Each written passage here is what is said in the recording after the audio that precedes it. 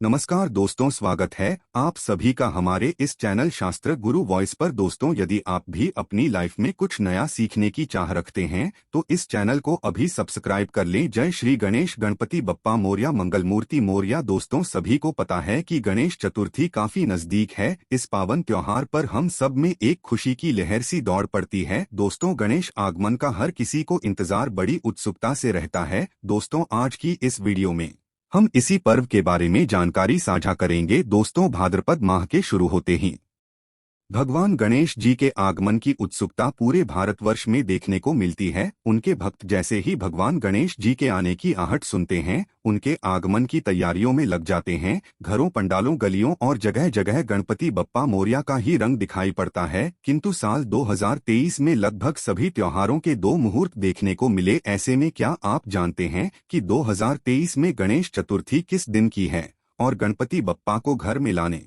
का शुभ मुहूर्त क्या है? क्या आपको गणेश जी की स्थापना की विधि के बारे में पता है?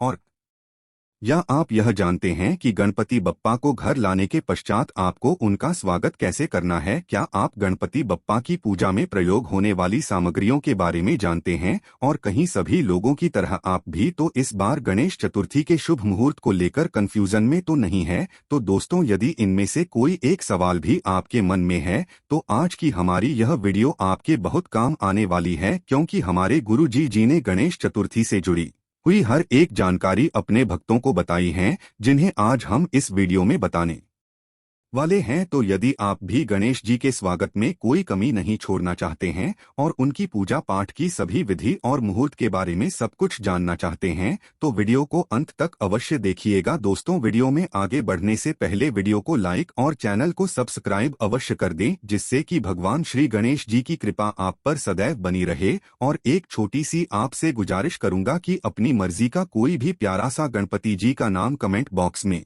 अवश्य लिखें। चलिए वीडियो में आगे बढ़ते हैं। दोस्तों, गुरुजी गणेश महिमा को बताते हुए कहते हैं कि भगवान गणेश जी को सभी देवताओं में प्रथम पूज्य होने का वरदान मिला हुआ है। तो शुभ कार्य चाहे कोई भी हो, कोई पूजा हो, किसी का विवाह हो, कोई हवन हो या फिर आपके घर या दुकान का मुहूर्त हो, सबसे पहले भगवान गणेश जी की स्थापना और पूजा की जाती है। गुरुजी कहते हैं कि भगवान गणेश जी विघ्नहर्ता है और उनके आगमन के साथ यदि आप किसी भी शुभ काम की शुरुआत करते हैं तो आपके किसी भी काम में कोई भी बाधा नहीं आ सकती, आपको शुभ परिणाम भी देखने को मिलते हैं। तो हमारे गुरुजी चाहते हैं कि आप भगवान गणेश जी की सेवा में कोई भी गलती ना करे, इसीलिए गुरुजी ने भगवान गणेश जी की स्थापना का शुभ मुहूर्त, उनकी स्थापना की तिथि और विसर्जन की तिथि के साथ बाकी सभी जानकारी अपने भक्तों के साथ साझा की है। तो दोस्तों, इस बार गणेश चतुर्थी की तिथि में लोगों के बीच मतभेद है कि भगवान गणेश जी की स्थापना 18 सितंबर को की जानी चाहिए या फिर 19 सितंबर को। तो ऐसे में हमारे गुरुजी का कहना है कि भाद्र शुक्ल पक्ष की चतुर्थी तिथि को भगवान गणेश जी की स्थापना करना शुभ होता है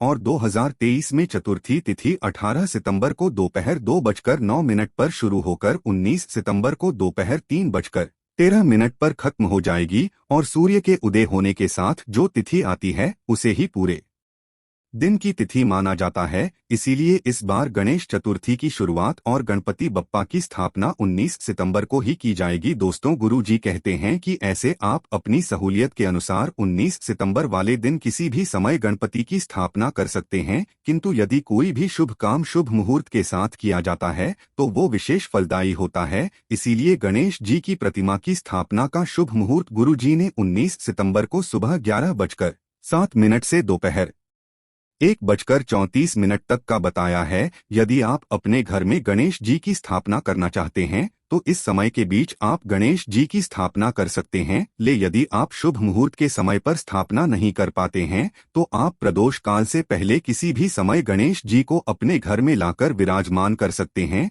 दोस्तों, आजकल सभी लोग गणेश जी को अपने घर में स्थापित करने लगे हैं, किंतु गणेश जी की स्थापना से पहले आपको कुछ नियम और कायदे अवश्य जान लेने चाहिए, ताकि गणेश जी की पूजा में आपसे कोई भी गलती ना हो और आपको गणेश जी की सेवा का पूरा फल मिल सके। तो ऐसे में भगवान गणेश जी की पूजा से जुड़ी हुई सारी विधि और नियम हमारे गुरु ने अपने भक्तों को बताई है। गुरुजी ने इन कार्यों को बताते हुए कहा है कि यदि इस साल आप अपने घर में गणेश जी की स्थापना करना चाहते हैं तो गणेश चतुर्थी से एक दिन पहले ही आप अपने घर में अच्छी तरह से साफ सफाई कर लीजिए। यदि आपके घर में जाले धूल मिट्टी लगी हुई है तो उसे साफ कर लीजिए और पूरे घर को गंगाजल से पवित्र कीजिए। इसी के साथ ध्यान रखिए कि गणेश जी की स्थापना से पहले आपकी रसोई में प्याज लहसुन का प्रयोग न हो, और यदि आप अपने घर में भोजन बनाते हैं तो उसका भी त्याग करना जरूरी है। इसी के साथ किसी भी तरीके के दुर्व्यसन जैसे नशा और मदिरा का सेवन भी आपको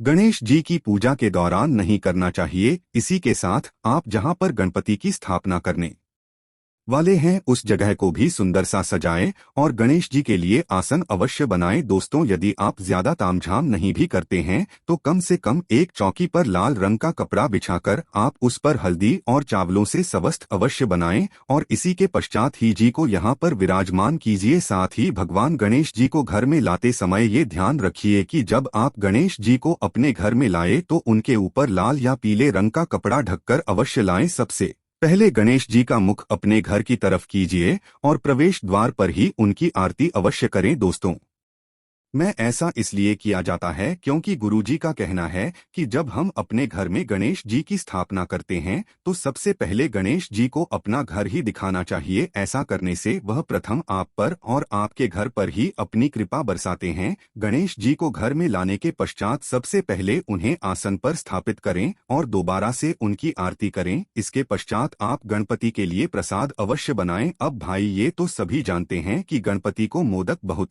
पसंद है, तो आप उनकी पसंद के मोदक और लड्डू प्रसाद में बना सकते हैं। किसी के साथ ध्यान रखने वाली बात यह भी है कि आप कितने दिनों के लिए गणपति को अपने घर में विराजमान करने वाले हैं। तो जब आप गणपति को अपने में स्थापित कर रहे होते हैं तो गणपति के दाएं कान में आप यह अवश्य कहें कि गणपति महाराज, हम आपको 2 दिन 4 दिन 5 दिन या फिर 10 दिनों के लिए अपने घर में स्थापित कर रहे हैं। इस दौरान आप हम पर और हमारे परिवार पर अपनी कृपा बनाए रखिएगा। दोस्तों, गुरुजी के अनुसार जितने भी दिन गणपति आपके घर में रहते हैं, आप ध्यान रखें उतने दिनों तक आपके घर में भक्ति, श्रद्धा और प्रेम का माहौल बना रहेगा और किसी भी तरह के क्लेश और मनमुटाव आपस में ना, क्योंकि जहां लड़ाई झगड़े होते हैं वहां कोई भी अतिथि ज्यादा समय तक नहीं टिकता। तो कहीं ऐसा ना हो कि गणपति जी भी आपके परिवार के लोगों से नाराज होकर वापस चले जाएं और इसके विपरीत परिणाम आपको भुगतने पड़े। इसीलिए गुरु जी ने अपने भक्तों को सलाह दी कि जिस समय आप गणपति को अपने घर में स्थापित कर रहे हैं